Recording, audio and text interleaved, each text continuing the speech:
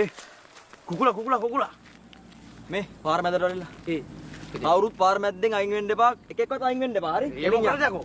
වරෙන්කෝ. මං කියන දේ කරා. යා අප්පන්ගේ බලාගමු. යා අප්පන්ගේ බලාගෙන මොනවද මරුණා පස්සේ? කියන මගුල කරහන්කෝ.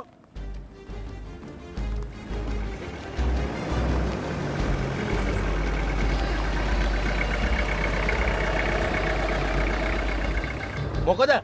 බල ගෑස් පොට්ට වෙලාද? වාහනයක් පාරේ යනකොට අයින් වෙන්න බැරි. අනේ සෝරි මුදලාලි. මේ පොඩි දෙයක් ඉල්ල ගන්න කියලා නැවතුනේ. ඉල්ල ගන්න? ඉල්ල ගන්නද ඉල්ලන් කණ්ඩද? නෑ. ඉල්ල ගන්න බොණ්ඩ. මේ සුදුවා එහෙම නැද්ද? සුදුවා. සුදුවා? අපිට ආරංචි වුණා මුදලාලිගේ අරක්කු බිස්නස් එක කසිප්පු බිස්නස් එකකට මාරු වුණා කියලා. ඔව්. ඇයි දැන් ඒක උඹට ප්‍රශ්නයක්ද? නෑ ප්‍රශ්නයක් නෑ. අමුද ඒක අපේ බිස්නස් එක. පෙන්නපන්කෝ බිස්නස් එකේ ලයිසන් එක. මේ ලයිසන් අදාළ නෑ. ඔයා කසිප්පු බිස්නස් එක නවත්තන්න ඕනේ. ඒක නවත්තලා ඔයා උඩු විකුණුවත් අපිට කමක් නෑ. දැන් මට එහෙම ඕඩර්ස් දෙන්න උඹ කවුද? මම සරා. කරුණු දෙන්නේ සරා.